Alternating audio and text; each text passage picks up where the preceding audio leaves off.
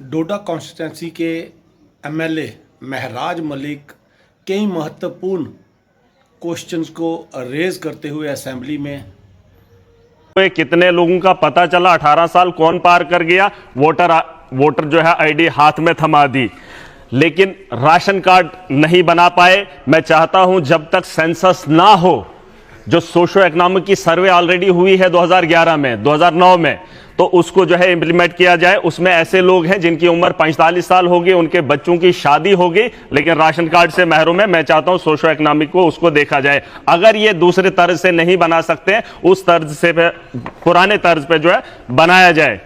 Sir, उसके बाद में फूड की बात करूंगा। कॉन्ट्रैक्ट सिस्टम यहां पर लाया गया।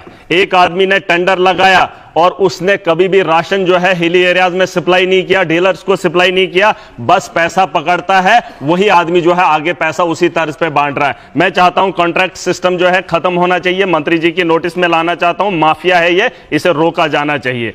उसके अलावा सर, राशन कार्ड बनाए इन्होंने, 60 और 40 का रेशो बनाया, जिसमें 38% जो था वो एनपीएचएच था और 60% पीएचएच था। मैं चाहता हूं जो 2% एक्सक्लूजन में था, कुछ गांव ऐसे हैं, कुछ इलाके ऐसे हैं जहां एक्सक्लूजन में लोग नहीं फाल करते हैं, लेकिन जानबूझकर जबरदस्ती उनको डाला गया। मैं चाहता हूं पीएचएच की कैटेगरी ज्यादा है, आप भी जानते हैं बेरोजगारी बढ़ गई है, तो फिर पीएचएच में कमी क्यों आ रही है? 70% तक इसे पहुंचाया जाना चाहिए। और एक्सक्लूजन में हमारे हिली एरियाज में कोई भी फाल नहीं करता है। जो 38 था उसे जो है 2% एक्सक्लूजन किया था। मैं चाहता हूं 30 पूरा जो है 70 और 30 में इसे जो है बराबर किया जाए।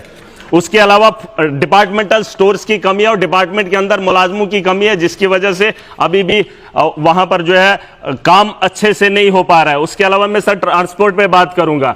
बस सर्विसेज हर जगह होनी चाहिए। अगर महिलाओं को फायदा मिलना है तो बस सर्विसेज को जो है आरटीसी बसेस को बढ़ाया जाना चाहिए। और हर रूट पे टैक्स का माफिया है सर, माफिया है। यहां पर अर्बन लोकल बॉडीज ने पिछले दिनों ऑर्डर निकाला, आज भी हाईवेज पे शरेआम लूट हो रही है। Sir, police law and order को देखती है, लॉ एंड ऑर्डर को एडमिनिस्ट्रेशन डोडा की कोऑपरेट कर रही है। दो आदमियों को रोकने के बजाय आवाम को रोकना चाहती है, उन्हें लूटते हुए देखना चाहती है। मैंने वहां के एडमिनिस्ट्रेशन से बात की है। मैं चाहता हूं सीएम साहब भी ये नोट करें कि अगर पुलिस और एडमिनिस्ट्रेशन दो आदमियों के लिए खड़ी हो सकती है और आवाम को लूटने देना चाहती है, ऑर्डर भी निकला है, तो मुझे शर्म आती है कि मैं आज इस हाउस का हिस्सा होने के बावजूद भी एडमिनिस्ट्रेशन की तानाशाही देख रहा हूं। इसके ऊपर कार्रवाई होनी चाहिए।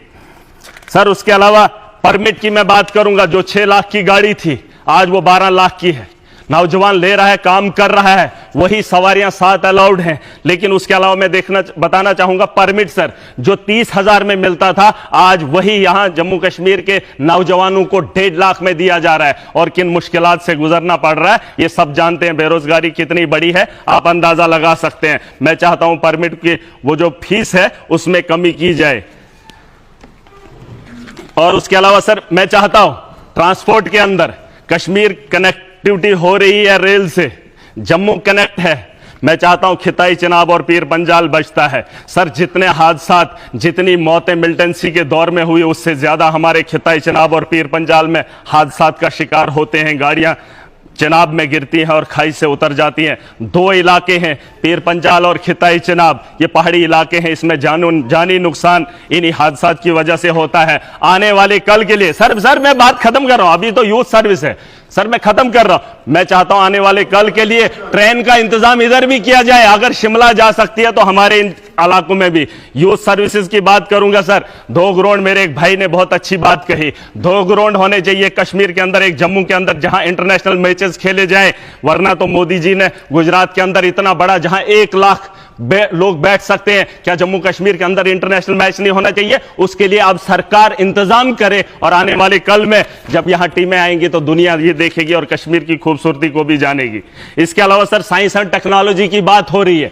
कहां है हमारे जम्मू कश्मीर के अंदर? हमारे यहां अगर कहीं कंप्लेंट आती है किसी भी दफ्तर से, मैं सर सबकी नोटिस में लाना चाहूंगा। हम क्या करते हैं, नहीं ये झूठ बोल रहे हैं, हमारे पास यहां सर सुन लीजिए, टेक्नोलॉजी होनी चाहिए। मैं मिनिस्टर साहब को बोल रहा हूं, टेक्नोलॉजी अगर हॉस्टल की बात हो रही है तो हॉस्टल को चेक करने की टेक्नोलॉजी यहां पर होनी चाहिए। ऑन स्पॉट पता चलना चाहिए कि डॉक्टर ने यूनिफॉर्म पहनी है, क्या वो डॉक्टर ड्यूटी पर है, वैसी टेक्नोलॉजी का इंतजाम किया जाए, वरना धांधलियां सड़कों पे होती हैं, लोग परेशान हो रहे हैं। और मैं एक आखिरी बात बताना असली तो बात है, मैं चाहता हूं इस ग्रांट पे जो बहस छिड़ी थी, यहां से भी बात हो रही थी, यहां से भी, सर सुन लीजिए, मजे की बात है। अब मंत्री जी को इतना बोझ, सर यूटी के अंदर सिर्फ 6 मंत्रालय हैं, बोझ ज्यादा है। ग्रांट्स पे बात करने के लिए मुझे 4 मिनट मिल रहे और नहीं कर पाऊंगा। मैं चाहता हूं कि विपक्ष के लोगों को भी मंत्रालय बांट दिए जाए। उन्होंने ट्रांसपोर्ट की बात की, ट्रांसपोर्ट है, एक डिपार्टमेंट उनको दे दीजिए। माइनिंग बेहतर जानते हैं,